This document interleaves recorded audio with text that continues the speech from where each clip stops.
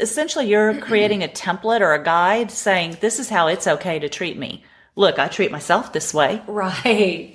So true. Mm-hmm. Yes. It kind of goes a little bit back to that law of attraction. That's exactly what it is. You know, it's what you put out there is what you're getting back in return. Mm-hmm. You know, and what you put out there is that golden rule of how you treat others is, you know, how you want to be treated, but all these ancient things are like, you know, how you treat yourself is how you want others to treat you. You're putting out there. Mm-hmm. And isn't that true?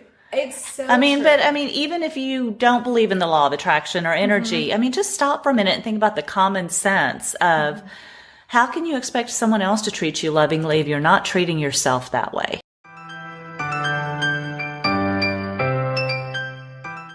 Welcome to the EnVibe Live podcast with Amy Parker and Cheryl Dunn. By tuning in, you are joining a community that will inspire you to increase balance, wellness, and joy in your life. We'll offer expert information and insightful conversations to help us all on our journey to live more EnVibe. For more information and articles, remember to also check out our website at envibelife.com. That's EnVibelife.com. And we're grateful that you're here.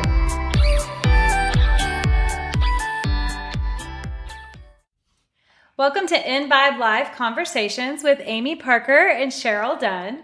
Today we're going to talk about that little voice in your head and what that does to you, and if you're listening to it, and all things little voice in your head that Amy and I use this conversation a lot to kind of help each other in our journey of self-help, I guess is a great way to put that. Yeah, I think this was one of my hugest aha moments in personal development for me.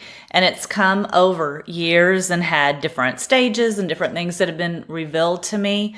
But realizing how often I talk negatively to myself and how limiting that has been to me all my life was really a monumental discovery, realization, whatever you would think like that.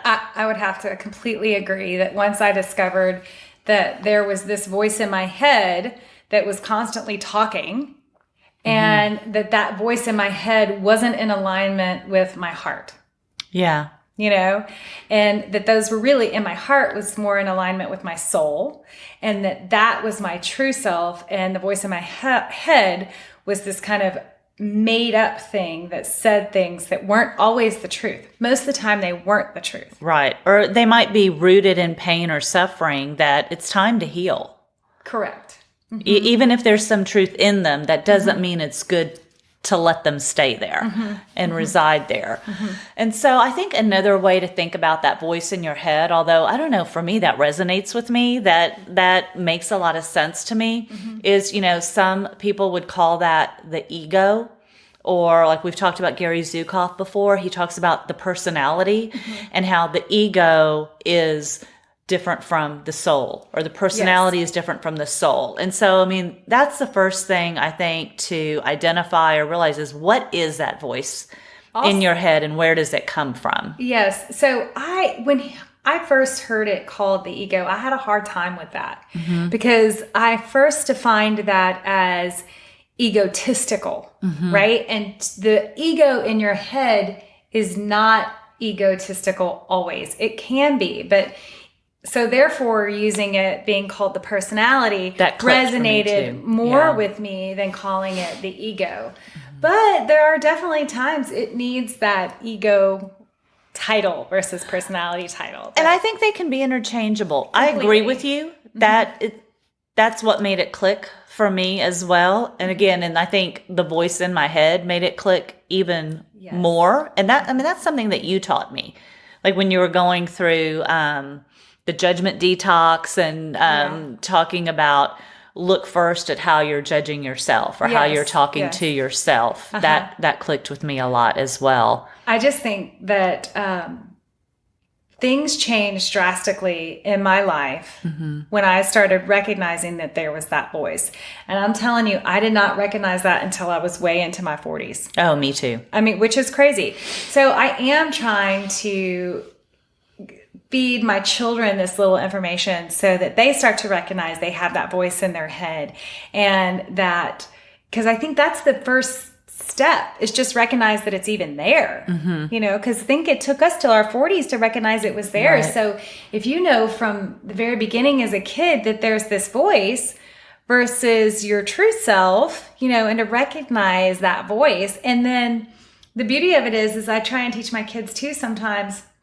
And everything I try and teach my children, trust me, it's because I've been doing it to myself. It's not that it's isolated to them. But if you recognize the voice and it's there, is it telling you the truth?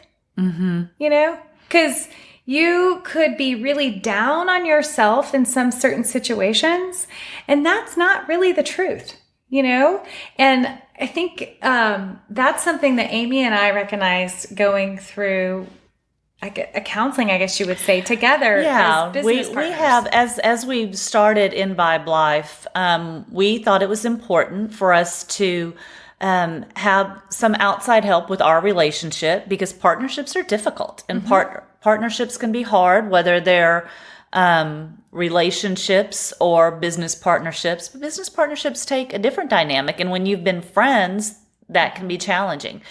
So, which that's kind of a whole nother topic. Yeah. But one of the things we did was we saw a wellness coach or a life coach for some joint sessions together. And in going through that, we talked about this voice in our heads as, what was limiting us from fulfilling our life's purpose or from moving towards our life's purpose. And we actually went so far, and this counselor advised us to give that voice in your head that she calls an inner saboteur a name. So we actually went through and named that voice in our head. And so and we'll get to that in a second, but really a couple of important things in doing that. The first thing is you start to realize that voice isn't you. It's not your true authentic self. It is something else that you can identify, sit back and observe. Right? But then the second thing is you start to see the patterns in your life, because for most of us, that inner voice or inner saboteur comes from deep-seated issues that we need to work on. Probably, some of the things we were put on this earth to work on right now. You might not know what they came from. Yeah, and you may not even need to. Maybe you need to get to what they came from. Maybe you don't. That's part of your journey. But seeing that there are probably patterns, and we both saw, yes, there are patterns in how we speak negatively to ourselves. So you want to talk about yours? Of course, you want me to go first? Yeah, I do. Yeah, so Amy and I discovered that we had that voice, and that voice was not always nice, and so we gave it a name, and I gave mine the name Lowly. Now I feel bad because I have a friend named Lowly, and hers is a beautiful name, but I spelt mine Lowly, and that came from low, negative. That's what I was thinking, and I just put the E like on you weren't worthy. Yeah, an unworthiness. Like you don't deserve that. You're never gonna get that kind of thing. And so that's where my name came from, and I just added the little E because I think it's a girl. I don't know if it's feminine or not, but that's what I called it. So for me, it's Meanie, Meanie, Meanie, which is pretty self-evident, and that's really what it was, is critical talk. You're not good enough. Why do you think you deserve this? Why do you think you can do this? Those sorts of things are things that have come up for me all of my life. And so realizing how many of them were coming from myself was key. And again, having that thing I can identify makes me more able to face it. Okay, and so here's another thing that was important, and we'll just throw this out there too. By having each other and having gone through that counseling together, it has become something that we help each other with.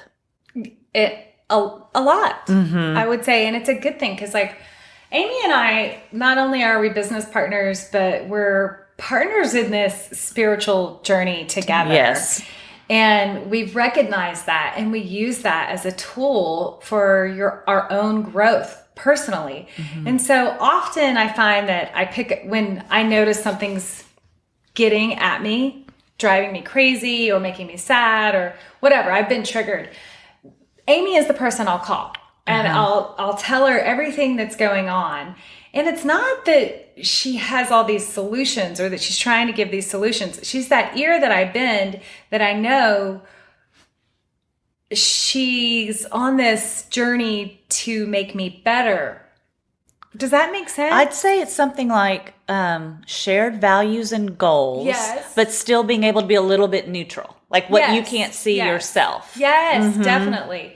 And so I'll pick up the phone, I'll call her, I tell her what's going on, and I know it's always deeper than what I'm throwing out at her. And all she has to say is, this sounds like Loli. And with that statement right there, it's such a powerful tool for me. It makes me go, oh, I need to discover deeper. Where is this coming from? It's really awesome because it's not her giving me a solution. It's not her shaming or telling me that it's going to be okay. It's none of that. It's just this little like idea of maybe there's some other layers of this onion that you haven't unraveled yet. And when you unravel those, you'll see where it's coming from. So it's awesome for us to have this sort of partnership that we can say that all she has to say, that sounds like Loli, and I can say to her, oh, Mimi's kind of risen her little head. Right. You know? And it helps a lot, and it makes you feel like you have someone else who's helping to support you in that challenge of facing that what almost feels like an entity sometimes trying to sabotage Yes. you. Yes. Because that's what the voice in the head is. It's that saboteur that is telling you can't win the race, you know, or you're not good enough. Maybe it's as simple as you shouldn't buy those shoes. You're not worth it. True. I mean, that's what I'm saying. true. Some of these conversations we've had haven't been the most profound things in the world. Correct. They've been, I have this pair of shoes I really want, and I feel like I shouldn't do it for some reason. And I'm like, wow, that sounds a little like Loli. Yes. Or with me, I've got to get this just right. I just don't think it's good enough yet. It's not up to where we should have it or publish it. And Cheryl calls me on it on, is that your opinion or Mimi's opinion? Yes. Yeah. And so that's just a little... That's so true, though. It's I know. so true. I know. And it's important that we know that about each other for this business relationship too. Completely. Because what we're trying to put out at EnVibe is this journey of self-work and how we're going about it. And so, you know, we're walking the walk with it. We are. And it's not always pretty. It's not always pretty, It's not always easy. but it can be a lot of fun. Yeah, it is. It's a lot And of very freeing and liberating. Yes. And so, I mean, that's the other thing. We all have things here to work on. And that's, if we didn't, we wouldn't be here. That's the earth, and this life is for learning and growing and developing. And so, you know, honor that process and realize the beauty in it too. And that, no, even when you have that saboteur or that challenge you're facing, it's all for your Betterment. Definitely. It can be, if you're willing to learn that. You know, another thing that comes up to me is, I remember you mentioned this to me at one time, make a list of the things that are important to you, and are you on it? Yes. Something like that. Yeah. It's like, make a list of the things you love, and how long does it take you to put your name on that list? Yeah. I stole that from somebody, and I can't quite remember right off the top of my head where I stole that. But I thought it was beautiful. Because it's not often that we put ourselves on that list. That's one I've been writing an article recently about how I use these tools with my children, and that's one I haven't used with them yet. But I might use that this weekend just to see how long it takes them to do that. Yeah. They're getting used to mom experimenting with all of her. So what do you think about this? And you're lucky. By the time I really started applying some of these principles to my life, my kids were a little older. And different. it is different, and it's hard. And, you know, mom doesn't know what she's talking about, and I'm the last person who could help them figure out their own stuff right now. Hopefully one day that will It'll go full circle. It'll go full circle. But mine are still young enough. I mean, my oldest is a little, he fluctuates day to day whether I'm cool enough to talk to you. But my little one, he's still, I don't know if he'll ever think I'm not cool enough. He just needs someone to talk to because his mouth is running all the time, which is fun. So once you've recognized that voice in the head and you noticed this theme, that it usually has a theme of what it says. That's how you can give it a name. That's how we named our Slowly and Meanie. And maybe you have multiple voices. Maybe you do have multiple voices. That would be very entertaining. Yeah. So this voice, if it talks to you long enough, can create a lot of physical side effects. And emotional. Yeah. So here's the thing. When what you're giving yourself is negative thoughts, your mind doesn't really know the difference, and your body doesn't really feel the difference, your energetic body, between a worry, so just a thought, and a stressful actual event that's happening. So in other words, the sort of stress that'd be produced in you if you were in a tsunami and drowning, if you were being chased by a lion, if you were, having some physical harm befalling you, and you worrying about something really bad happening to you, isn't discernible to your energetic body. Correct. They both have negative imprints. So what happens is when you bring those negative thoughts up, you're going to get in, a high anxiety state. Being in that high anxiety state is, of course, going to bring more negative thoughts and emotions to you. And you're going to get into a cycle where you just create a toxic energy. And here's the thing, that toxic energy has to go somewhere. What happens to it? It could manifest in your body. Because you've got this heightened anxiety, which has physical changes, such as your breath rate changes, your heart rate changes. Therefore, the electrical system in the body that kind of pumps your hormones can change. Therefore, you get the release of a stress hormone. A constant low release of this stress hormone creates inflammation in the body. And we know inflammation is the root of all disease. It could be something, say you're living in this underlying low stress for many, many, many, many years. That could manifest as heart disease. Say you have something going on and it's like a real stressful week at work. It could manifest as a fever blister. Right? So there are physical things that happen. And even kind of the quasi-physical emotional things. Like I've heard, maybe poor memory. Or maybe not sleeping well at night, which is something we hear so many people complain about. And I mean, I do know for me personally, that's one of my things. I'll wake up in the middle of the night and I can almost guarantee that if I've had something that I feel like is really upsetting or anxiety producing or worrisome happen to me in a day, I will be awake at 3 the next morning. And it's like I will almost have it at the front of my mind the second I wake up, and I know I might as well just get out of bed for a little while because I am not going to be able to work through it. Right. That 3 a.m. Meanie visit is not fun. Exactly. But it's just something has to, when you create that intense toxicity, something has to happen to it to transmute it. Now, the best thing is if you can use stillness, meditation, mindfulness, practices like that to transmute that negative energy into a positive energy. I think one of the things that you have to realize too, even before you do all those choices, you have to realize you have a choice. Yeah. You have a choice. Because it's just Meanie. Meanie isn't you. Correct. Yeah. And once you realize you have a choice to change your thoughts, you can change your direction, your future, your physical state. You have a choice. And that's something that no one can take away from you, is that choice. It's there. And it's the first tool. You have a choice. Tell yourself you have that choice. Now, what are you going to choose? Are you going to choose to think about the lion? Are you going to choose to sit down and do a meditation? Are you going to choose to do a mantra? Are you going to choose just to take some deep breaths? Are you going to choose to count?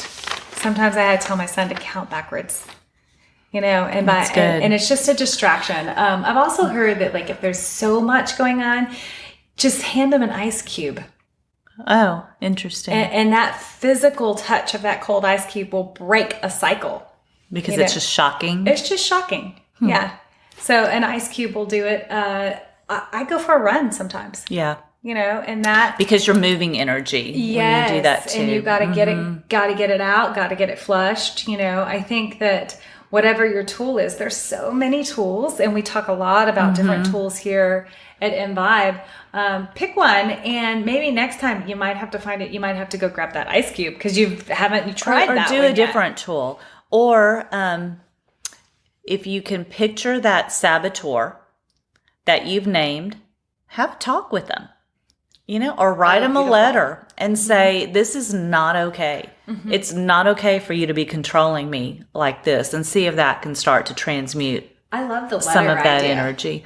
I think that's really beautiful because when you put it on paper,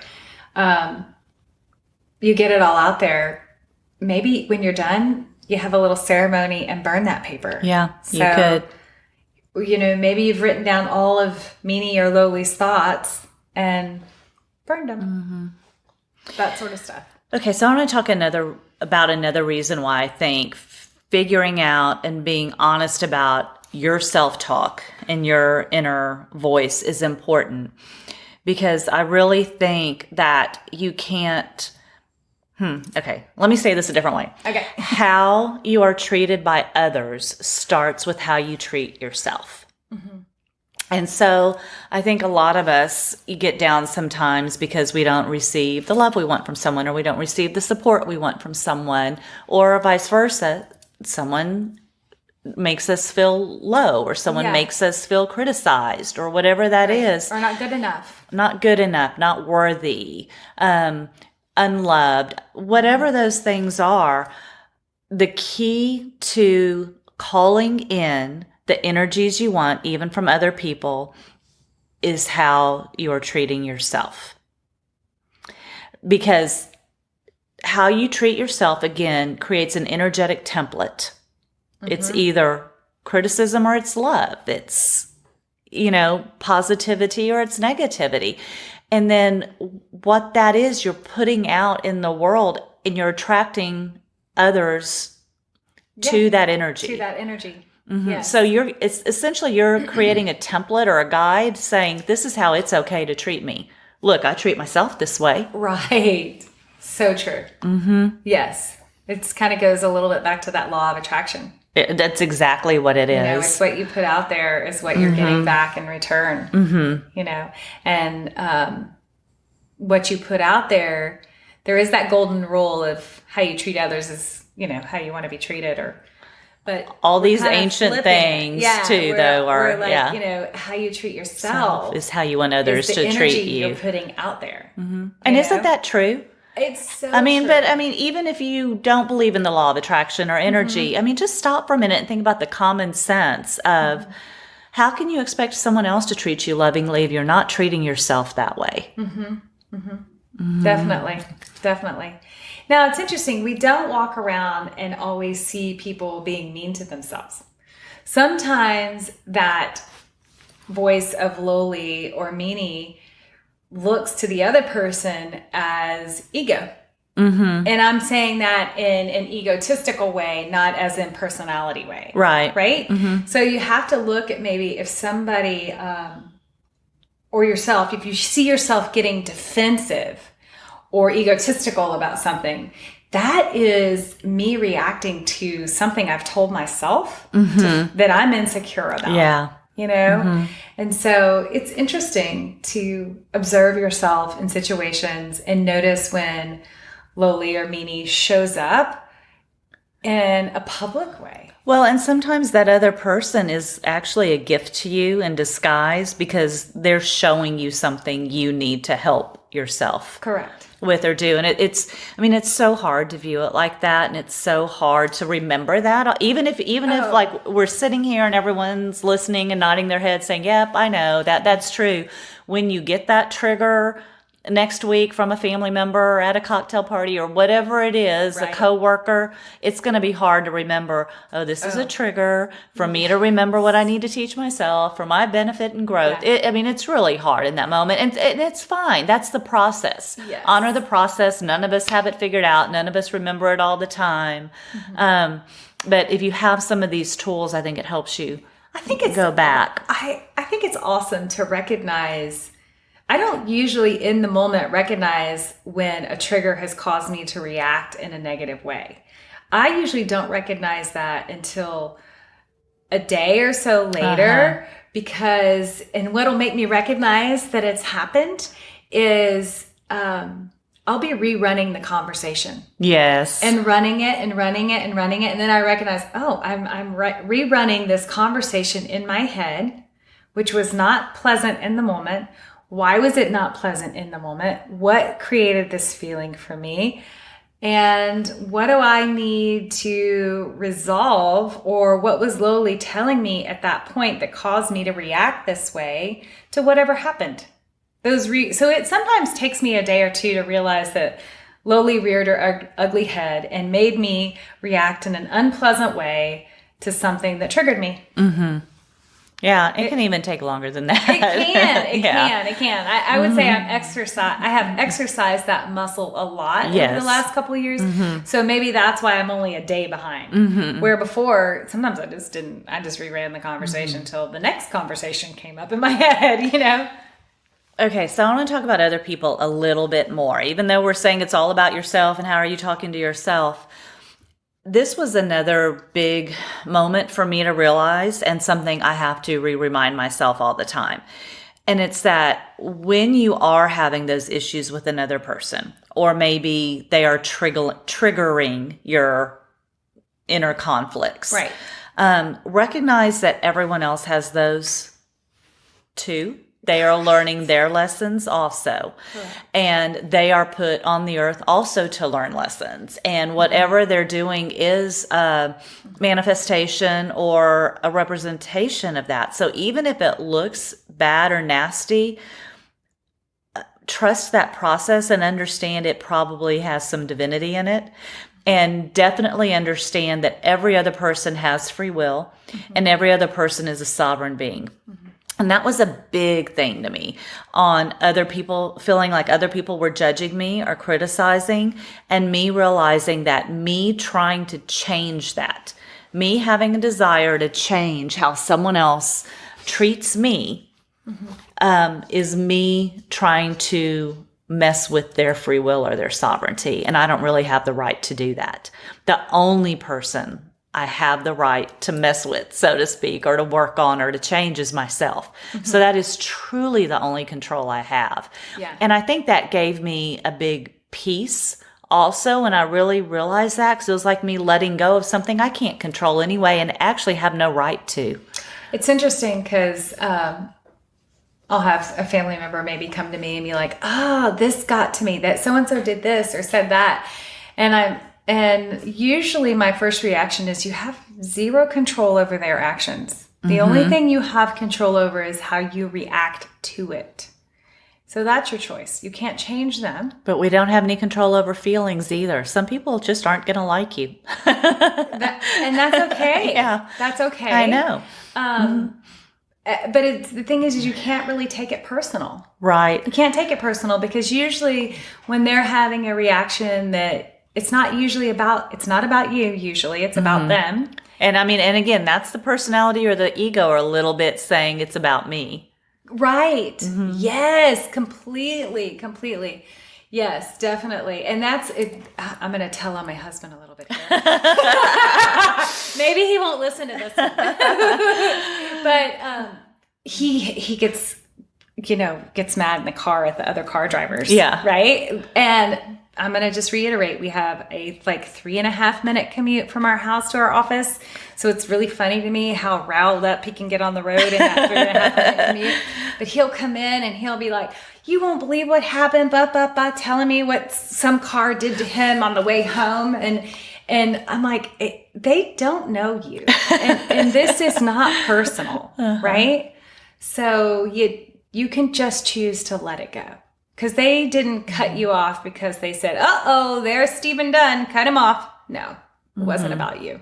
They were probably in a rush to get to the grocery store. No, okay. Yeah, or having a really bad day. Or they're having a really bad day. I often have to say, it's not about you when that sort of thing happens, you know? So maybe he won't hear this podcast. I don't think he'd mind that. Yeah. It's not too bad. But, Yeah. There are other situations. He knows what I'm talking about. But it's, it's always easier when you're on the other side watching it than when you're the one in it. Like after I say that to him, he knows exactly where I'm coming from. Him and I talk about this EnVibe stuff all the time. But when you're in that moment, it's really hard to recognize it. But when he comes in and tells me, I'm not in the moment. I've got this, seat in the audience watching. So it's very easy for me to go, that's not about you. It's easy for me to see it on the outside. Just like Amy and I were talking about Meanie and Lowly. It's easier for the other person who's not in the throes of the feelings to take a seat back and help. Yeah, and I'm going to reiterate something else we've said over and over again, and we'll say over and over again. It's a process. And nothing we say, feel, or believe here is to say you should not have those bad moments or you should be above them. You're going to have them and, in fact, honor them. Yes. The key is just to recognize them and observe them and learn from them at the pace that you can and want to. That's your choice. It's everyone's choice. And this journey is here until the end. It's it's just to kind of take an analogy of what we talk about at EnVibe and correlate it with what I teach people when they're coming in with back pain, neck pain, or, just stuff that they're working on with their physical body. I say the things that create dysfunction in the physical body are not going away. So this journey of constantly working on being stronger, more symmetrical, more limber, whatever you personally need for your body, it's going to always be there. So it should be like changing the oil in your car. You can't just keep driving your car without changing the oil if you want your car to keep running. So therefore, you have to keep doing the work. And when I'm talking about the physical body, I, have to give them examples about, little things that stress us out aren't going away. Gravity is not going away. Yeah. Gravity takes a toll on our posture, right? So there's that little physical thing, but like the little things that create your triggers, as much as we're doing our self-work, yes, we're healing stuff, but there's always the next layer. So the triggers might be less at different times in our life, but they might be more, depending on what you're trying to heal at that moment. Right. And I think as long as we're here in what they call the earth school, we're here to learn. Yeah. So I think so. And it's what we've talked about before. And we have another teacher who describes it as a spiral. And you start at the outer layer and you just keep going closer and closer to the inside. You're not really ever all-knowing, or probably most of us are not going to ever be all-knowing or fully fixed. Enlightened or fixed or ascended or whatever term you want to use. But you can get to where however far you vacillate from that center is lesser and lesser and lesser. So like you were saying earlier, it just takes me a day or two to at least recognize, that's what that was and what I need to address.